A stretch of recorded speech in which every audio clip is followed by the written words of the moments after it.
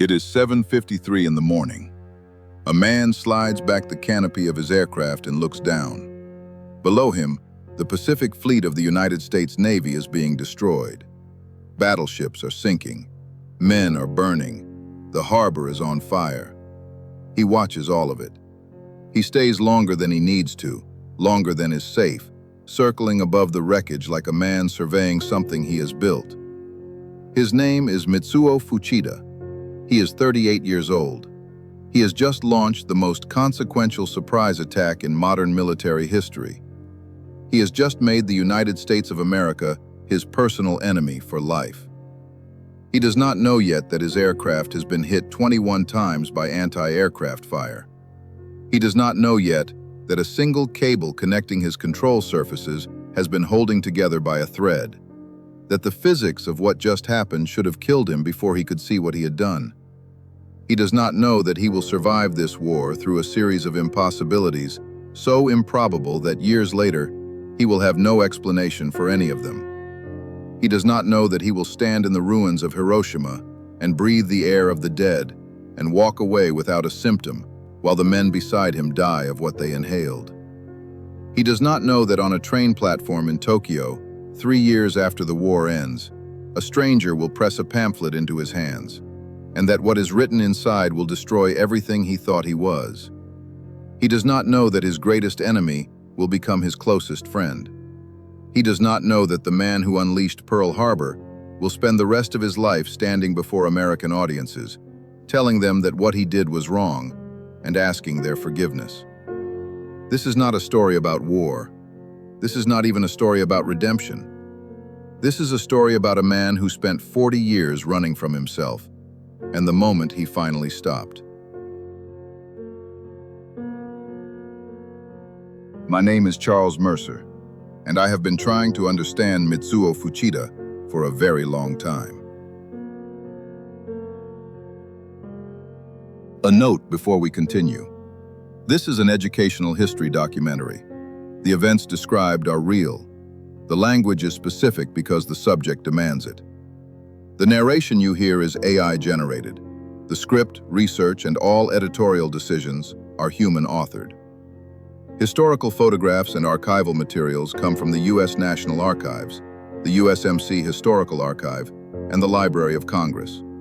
All sources are public domain and listed in full in the description below. If you're finding value in this documentary, please take a moment to like this video and subscribe to the channel. It helps this old grumpy to keep producing videos like this. Now, back to the story. Mitsuo Fuchida was born on the 3rd of December 1902 in Iwaki Village, Nara Prefecture, a quiet place in central Japan far from the sea. He was 2 years old when Japan went to war with Russia, 3 when Japan won. That victory, the first time an Asian nation had defeated a European power in modern warfare, entered his childhood like oxygen. He breathed it. It shaped what he thought the world was. In the Japanese schools of his era, the curriculum was inseparable from the state.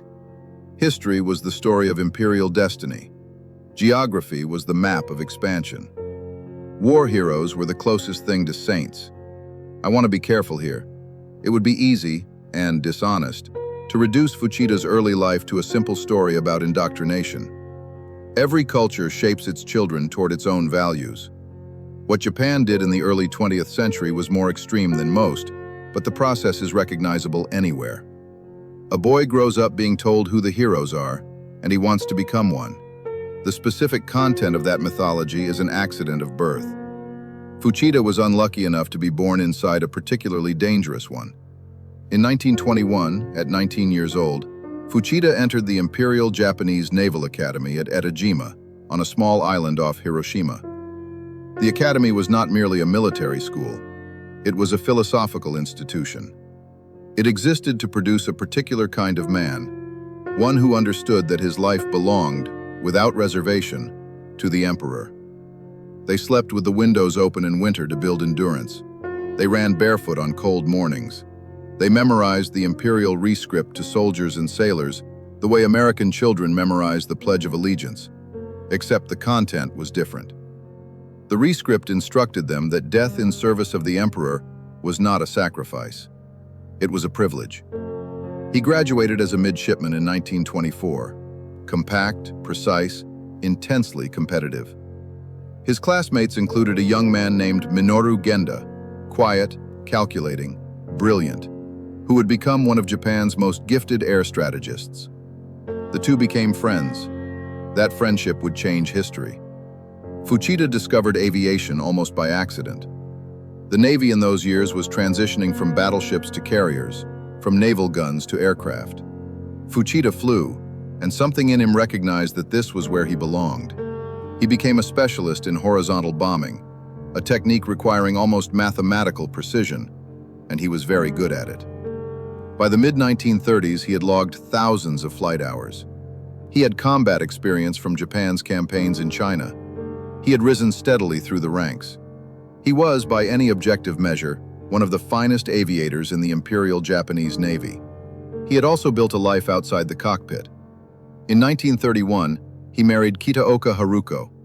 Their son Yoshia was born in 1933. Their daughter Miyako in 1937. By his own account, Fuchida was an absent husband and an absent father, consumed by his career, driven by ambition, rarely home. Haruko raised their children largely alone. This is where I always pause when I read about Fuchida. His daughter Miyako, who later became an American citizen and bore witness to her father's life with both love and clarity, once said, "He remains a national hero in Japan. I have no idea how the world accepts him today." She left the sentence incomplete. I think that's the only honest way to leave it. In 1939, Fuchida was assigned to the aircraft carrier Akagi, the flagship of Japan's carrier fleet, as commander of its air group. It was the most prestigious aviation posting in the Imperial Navy. His friend Genda was rising in parallel. By 1941, Genda had been assigned to plan Japan's most audacious operation, a strike against the American Pacific Fleet at Pearl Harbor, Hawaii. Genda chose Fuchida to lead it.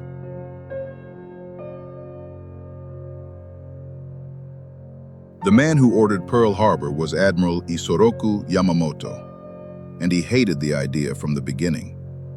Yamamoto had lived in the United States. He had studied at Harvard. He had driven American highways and eaten American food and watched American factories work. He understood something that his colleagues did not, that the United States was not a country Japan could defeat in a prolonged war. Its industrial capacity was simply too vast. There's an irony here that I can't get past. The man who designed and ordered Pearl Harbor was also the man who understood most clearly that Pearl Harbor was a strategic catastrophe waiting to happen. Yamamoto wanted a short war, a decisive blow that would force the Americans to negotiate. He got Pearl Harbor, and he was right about what it meant.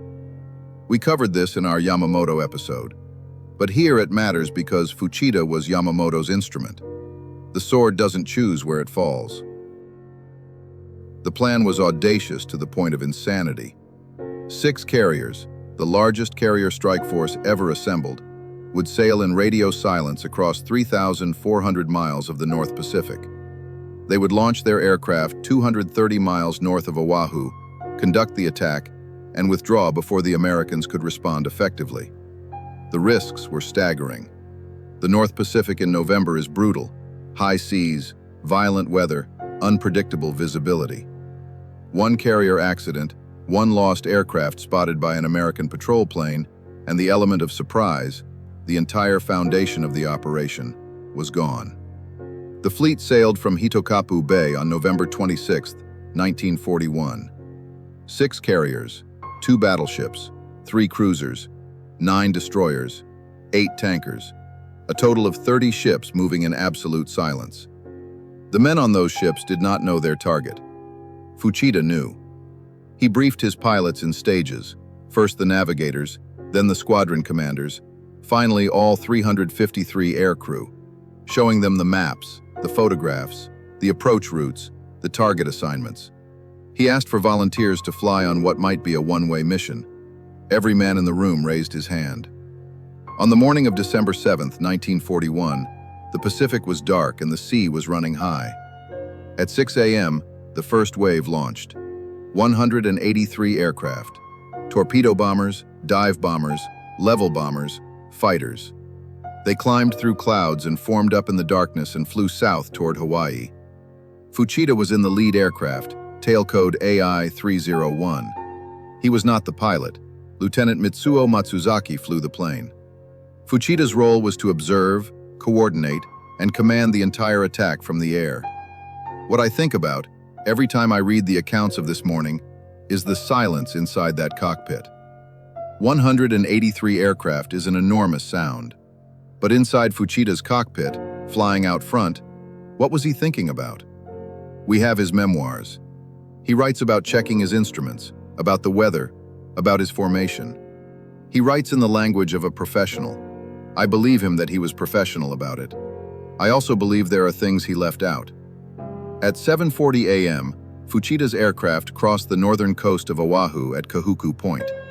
Below him, laid out in the early morning light, were the ships of the Pacific Fleet, lined up like toys, perfectly still, completely unaware. At 7:49, Fuchida ordered the attack. At 7:53, the signal went out. Tora, Tora, Tora, Tiger, Tiger, Tiger, the code for complete surprise. The first torpedoes hit USS Oklahoma and USS West Virginia. 30 seconds later, USS Arizona's forward magazine exploded. The blast killed 1,177 men in an instant, one of the single deadliest moments in American military history. Fuchida stayed above the harbor through both attack waves. He circled for nearly 2 hours, observing, correcting, directing. His aircraft was hit 21 times by anti-aircraft fire. He did not know this yet. When the second wave withdrew, Fuchida was the last Japanese aircraft to leave Hawaiian airspace. He looked down at what he had made. When Fuchida landed back on Akagi, a crew member inspected his aircraft and went pale. 21 anti-aircraft hits. One bullet had severed the hydraulic line to his flaps. Another had jammed his landing gear in the down position. And a third had cut through the rudder cable. The cable had held by a single strand of wire. If that strand had broken, at any point during the attack, during the 2 hours he circled above Pearl Harbor, his aircraft would have become uncontrollable. He would have gone into the sea. He reported to Vice Admiral Nagumo. He told him the attack had succeeded beyond expectations. He told him they had destroyed the battleship fleet. And then he urged, forcefully, repeatedly, a third attack wave. The fuel depots at Pearl Harbor had not been destroyed. The repair facilities were still intact. If they burned the fuel and destroyed the dry docks, the American Pacific Fleet would be crippled for years. Nagumo refused. He was worried about the American carriers, still at sea, location unknown. He had what he came for. He ordered the fleet to withdraw. I need to be honest about something here. Historians have disputed Fuchida's account of his own advocacy for a third wave. Some evidence suggests he exaggerated his role in pushing for it, that he is, in his own memoirs, the hero of a story that is slightly more complicated than he tells it. I find this detail important, not because it diminishes him, but because it tells us something about how he understood himself. Fuchida spent his whole life trying to impose meaning on what happened. Sometimes that meaning was accurate. Sometimes he was rounding up.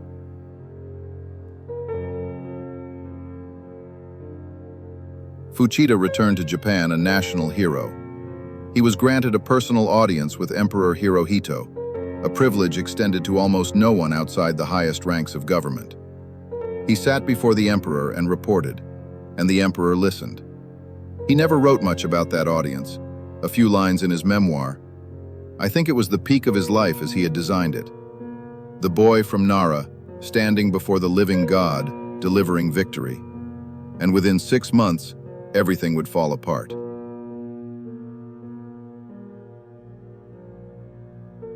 In early June 1942, Mitsuo Fuchida was lying flat on his back. He had developed appendicitis in the days before the Battle of Midway, and the Navy's doctors had operated. He was recovering in the carrier's sickbay when, on the morning of June 4th, the battle began. He pulled himself out of bed. He could not fly. His incision was fresh. His body was weak. But he was not the kind of man to lie down while history happened above him. He made his way to the bridge of Akagi to watch. In the space of 6 minutes, American dive bombers destroyed 3 of Japan's 4 fleet carriers. The Akagi, the Kaga, the Soryu. The Akagi was hit while Fuchida stood on its bridge. The explosions tore through the ship. Fuchida was thrown down. He fractured both ankles when debris hit his legs. He lay on the deck of his flagship, the flagship he had launched from just 6 months before at Pearl Harbor, as it burned around him. He was pulled from the water. He survived. The Akagi sank later that day. 4 Japanese carriers lost at Midway. 292 aircraft, 2,500 men. The finest aviators Japan had trained, the men who had flown at Pearl Harbor, at Rabaul, at Darwin, at Ceylon, were dead. Japan would never fully recover. Fuchida spent months in recovery. He was finished as a combat pilot. Here is what I keep returning to when I think about Midway and Fuchida. He went to the bridge because he couldn't bear to be absent. The illness that grounded him was the same thing that saved his life. The pilots who flew in his place, men who were younger, who had been his students, who looked up to him, most of them died. And Fuchida was still alive, lying in a hospital bed, counting who was gone. I don't think he ever stopped counting.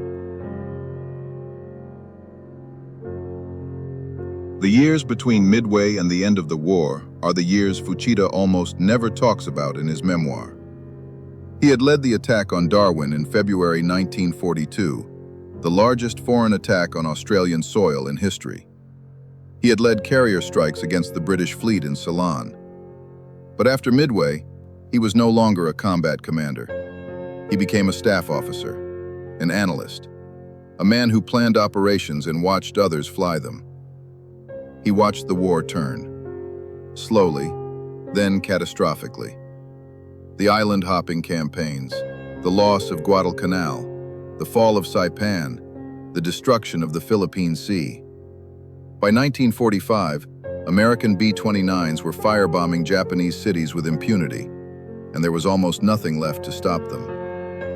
In a single night in March 1945, the firebombing of Tokyo killed more people than either atomic bomb. 100,000 dead.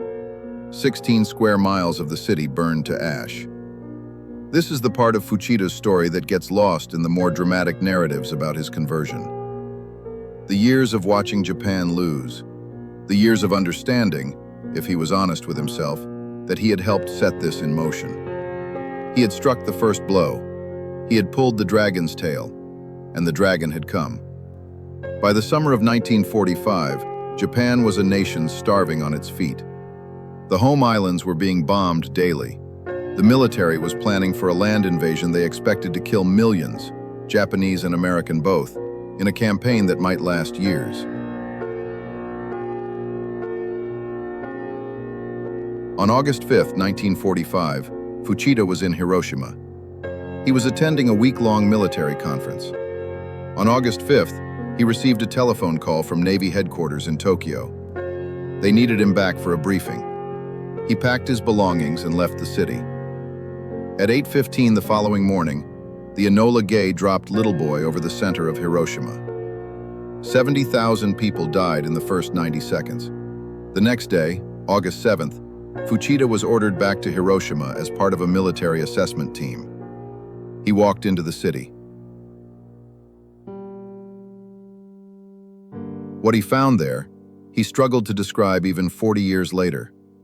Not just destruction, he had seen destruction. Hiroshima was something different. It was silence. It was the absence of a city that had existed the day before yesterday. The heat of the blast had incinerated shadows into walls. The blast wave had flattened concrete. The radiation was invisible and everywhere. He walked through Hiroshima. He breathed that air. He spent days in the ruins. The other members of his assessment team began dying in the weeks that followed. Radiation sickness. One by one. Fuchida did not get sick. He did not develop symptoms. He did not die. He had no explanation. I have read every account of Fuchida's time in Hiroshima that I can find. What strikes me is that he never frames his survival there as heroism. It isn't a story he tells to make himself look brave. He tells it almost as a confession, as if he is cataloging the ways he should have died and didn't. Pearl Harbor, the cable. Midway, the appendix. Hiroshima, the phone call. He doesn't explain it. He just lists it and lets the reader draw their own conclusions.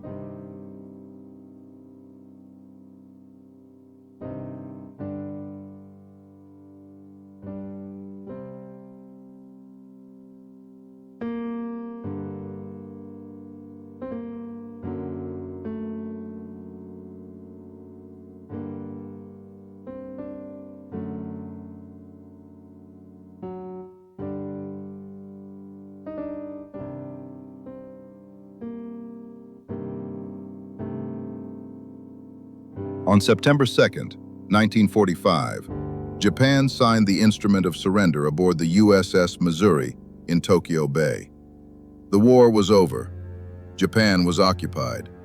Everything Fuchida had lived for, the empire, the navy, the purpose that had structured every day of his adult life, was gone. He was demobilized in November 1945. He went home to Nara Prefecture. He became a farmer. The man who had led the attack on Pearl Harbor, the national hero who had spoken with the emperor. He planted vegetables in the hills outside Osaka and tried to understand what had happened to his life. His daughter Miyako later described this period. The uniform was gone. The status was gone. Japan in the immediate post-war was a country in shock, not just militarily defeated, but ideologically hollowed out. Everything they had been told about imperial destiny, about divine purpose, about the emperor, it had been revealed as catastrophically wrong. For a man who had organized his entire identity around those beliefs, the collapse was total. General Douglas MacArthur, commanding the occupation, summoned Fuchida to testify at the war crimes trials in Tokyo. Fuchida went, and he was furious. He believed the trials were victor's justice, that the Americans had committed their own atrocities against prisoners, and that only the losers were being held to account. He had heard stories of American brutality toward Japanese POWs. He was determined to prove them true. He went to the docks at Uraga Harbor to meet returning prisoners and collect testimony. And there, on the docks, he saw a face he recognized. Kazuo Kanagasaki, his own flight engineer, the man he had believed was killed at Midway. They embraced. And then Kanagasaki told him the truth. He had not died at Midway. He had been captured. He had spent years as an American prisoner of war. And the Americans, he said, had treated him well.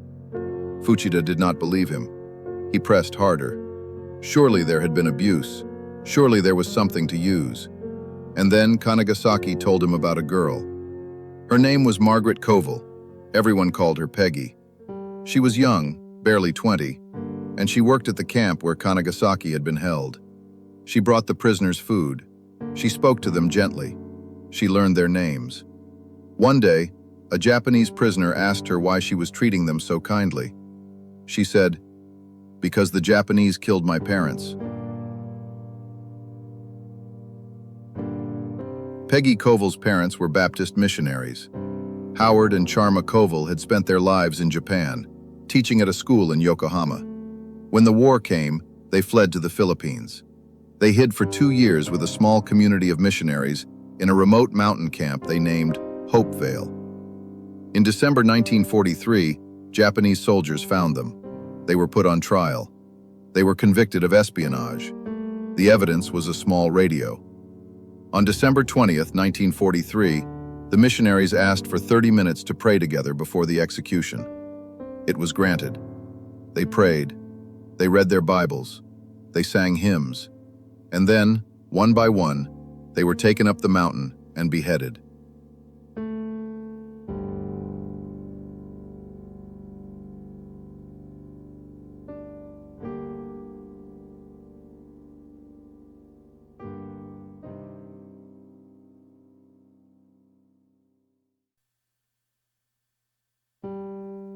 Charma Covell, her hands tied behind her back, was the first to die. She was praying. I have read the accounts of what the Covells said in those final 30 minutes. We don't know the exact words, but we know the character of these people from 20 years of their lives. They prayed for their executioners. There is no version of this story in which they prayed for anything else. They were people who had given their lives to the idea that you loved the people in front of you. Even these people, especially these people.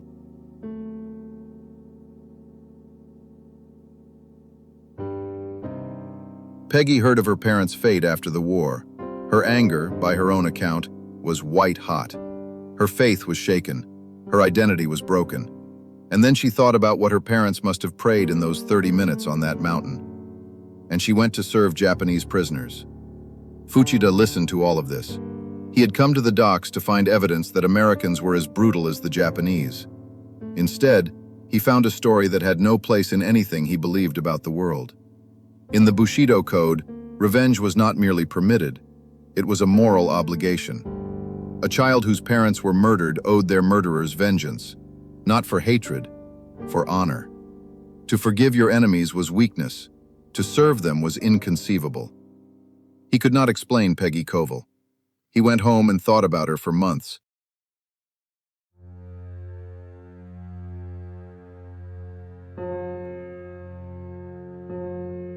In 1948, Fuchida was called to testify again at occupation proceedings. He traveled to Tokyo by train. At Shibuya Station, in the crowd, a stranger handed him a pamphlet. I was a prisoner of Japan. The author was Jacob DeShazer, an American airman, one of the Doolittle raiders, the men who had bombed Tokyo in April 1942 in retaliation for Pearl Harbor. DeShazer's B-25 had run out of fuel over China after the raid. He and his crew had bailed out and been captured. 3 of his crewmates were executed. 1 died of starvation. DeShazer spent 40 months in Japanese prisons, 34 of them in solitary confinement. He was beaten. He was starved. He developed a hatred for his captors so profound, he wrote, that it threatened to drive him insane. Then a Japanese guard gave him a Bible. He had 3 weeks to read it. He read it. He was, in his own words, born again. Not metaphorically, in the specific, literal sense that an evangelical Christian means when they use that phrase. His hatred, he wrote, became love. He began treating his captors with respect. The guards noticed. Some of them changed. When the war ended, DeShazer returned to the United States, trained as a missionary, and sailed back to Japan, the country that had tortured him, to preach forgiveness. I am not an evangelical Christian. I want to be clear about that because I think it matters for how you hear what I'm about to say. I don't know what to do with the specific theological machinery of DeShazer's conversion, but I know what I think about the facts of his life.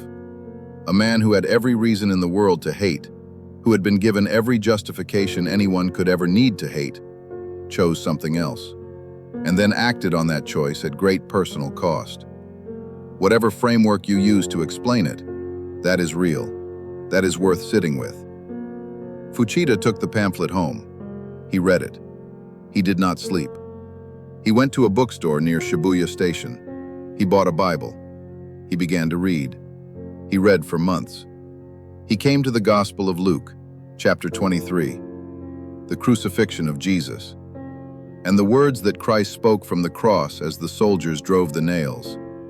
Father, forgive them, for they know not what they do. Fuchida stopped. He had been asking the wrong question. He had been trying to understand how Peggy Covell could forgive the people who killed her parents, how DeShazer could love the people who tortured him. And here, in this text, was the source. Not a moral philosophy, not a cultural value, a moment, a specific, historical, documented moment, in which a man being executed prayed for the people executing him. And the Covells, he realized, kneeling on that mountain in the Philippines, waiting to die, they had prayed exactly that prayer. Father, forgive them, for they know not what they do. On April 14, 1950, Mitsuo Fuchida, the man who had led the attack on Pearl Harbor, who had stood above the burning harbor and watched it burn, who had walked through the ruins of Hiroshima, accepted Jesus Christ as his Savior.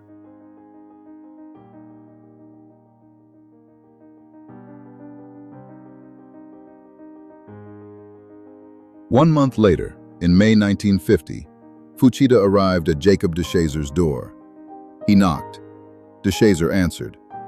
Fuchida said, "I have desired to meet you, Mr. DeShazer. My name is Mitsuo Fuchida."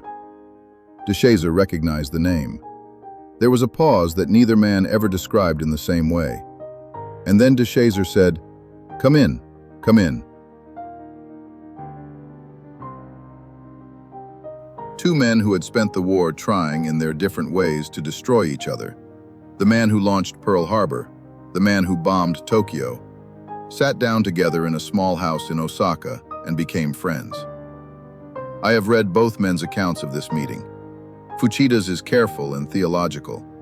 He describes it in terms of a shared faith and a mutual recognition.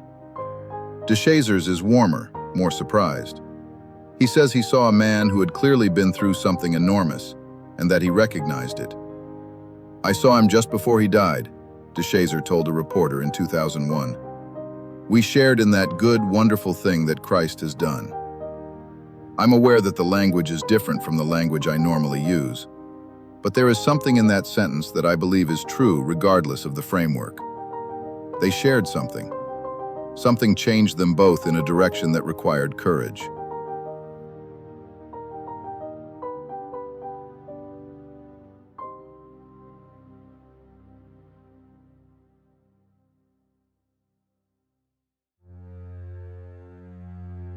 Fuchida threw himself into his new life with the same ferocity he had brought to the old one. He established the Captain Fuchida Evangelistical Association. He began touring Japan. He wrote his testimony and distributed it across the country. At his first major meeting, he told the story of Peggy Covell. 7,000 people listened. 500 came forward. He and DeShazer began preaching together. The former enemy who bombed Pearl Harbor and the former enemy who bombed Tokyo, standing on the same stage, telling the same story.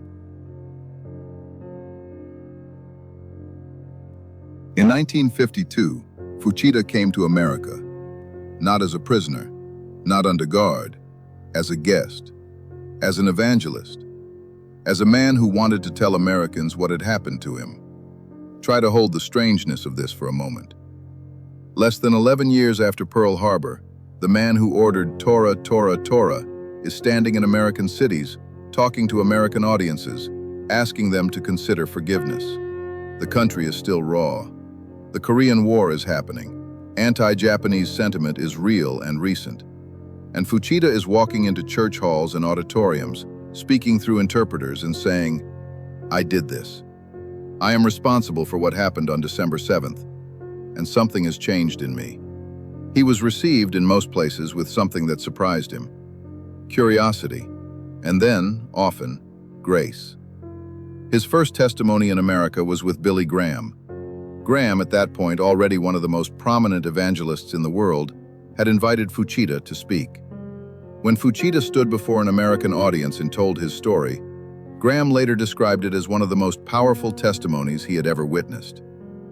During his time in America, Fuchida met Fleet Admiral Chester Nimitz, the man who had commanded the Pacific Fleet he attacked. He met Bull Halsey. He met Jimmy Doolittle, who had led the raid that put DeShazer in a Japanese prison. He met Harry Truman. He met Dwight Eisenhower. In 1959, he met Paul Tibbets, the pilot of the Enola Gay, who had dropped the bomb on Hiroshima. Fuchida shook his hand. He told Tibbets that the decision to bomb Hiroshima had been correct, that the Japanese people had been prepared to fight to the last man, woman, and child, that the bomb, as devastating as it was, had saved millions of lives. This is the most historically contested thing Fuchida ever said in his post-war life, and I don't know what to do with it. On one hand, it reflects a genuine belief. Many Japanese military officers of his generation agreed that an invasion would have been catastrophic. On the other hand, Fuchida was standing in a country that had just bombed his city, speaking to the man who dropped the bomb and saying it was right. Was that faith? Pragmatism? A performance of reconciliation for an American audience? I genuinely don't know, and I think the honest thing is to say so. He spent the following years traveling constantly: Japan, the United States, Europe. He told his story thousands of times. He never charged for his testimony. He never sought fame. He sought, by his own account, only to tell people what had happened to him. He told the story of Peggy Covell everywhere he went in Japan. He told it because he believed it contained the thing that Japan most needed to hear. Not about Christianity specifically, but about what he called the moral, that forgiveness was stronger than revenge. Revenge has always been a major motif in Japanese thought, he told one audience. But I am here to say to you that forgiveness is a far greater moral than revenge. There is something I have not told you yet, and I have been choosing not to tell it, not because it isn't true, but because the story is more satisfying without it. That's exactly why I need to tell it. Mitsuo Fuchida was not a reliable narrator of his own life. Several of his most important wartime claims have been challenged by historians, and not gently. His account of the Midway battle, specifically his description of what Japanese aircraft were armed with at the critical moment, has been contradicted by multiple historians working from independent primary sources. His memoir account of the two-flare incident at Pearl Harbor, which he uses to explain a breakdown in the attack's coordination, has been called self-serving by researchers who suggest he was shifting blame for his own signaling error onto others. What do I do with this?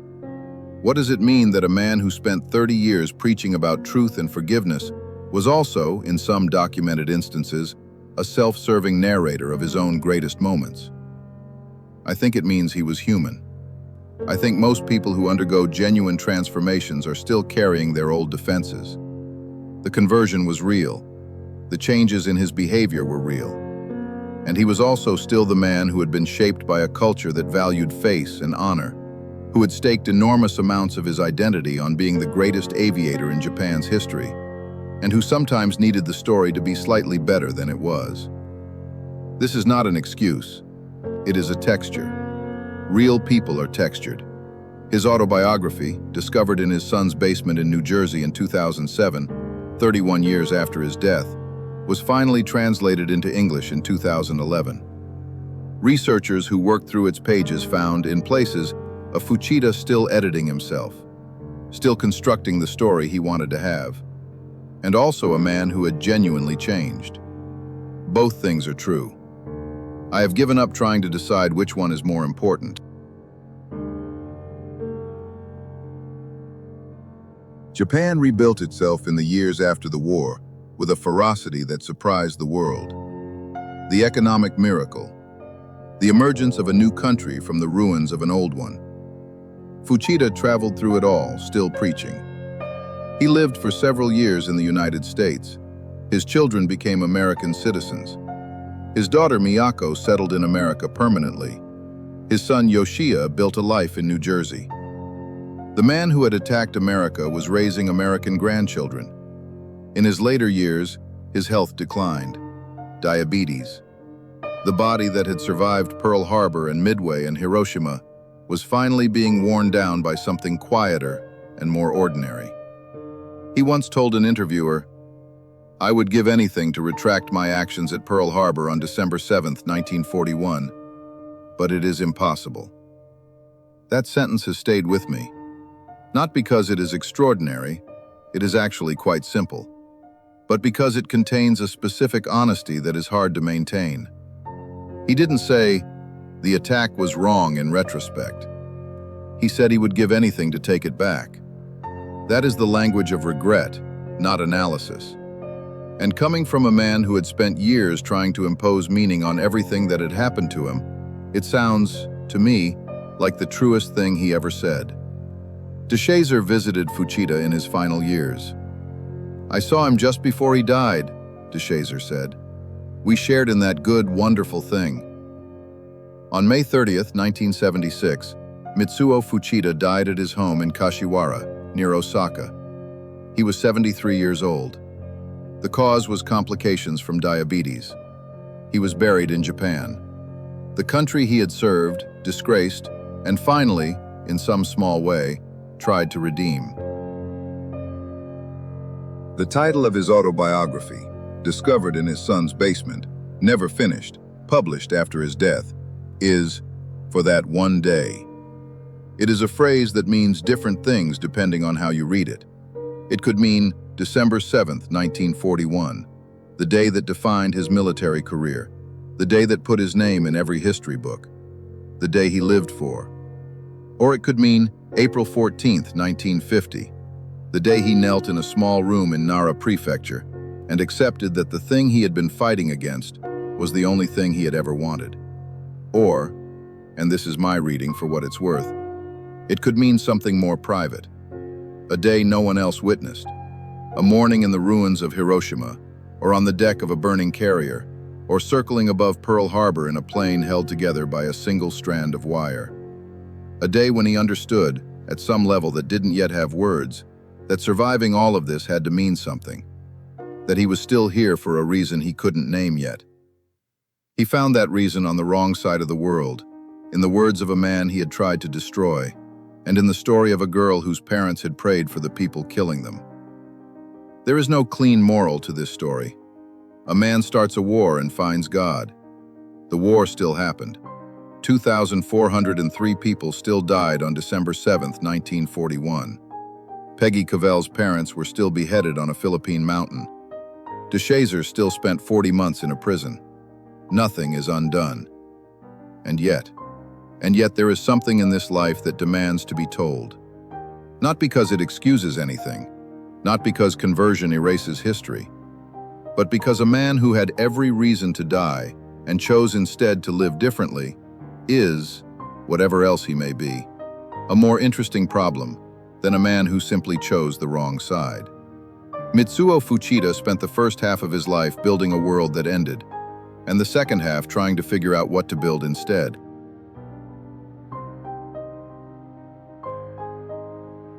Thank you for watching. If this is the kind of history you're looking for, subscribe. There's always another story waiting. The next documentary starts right after this one.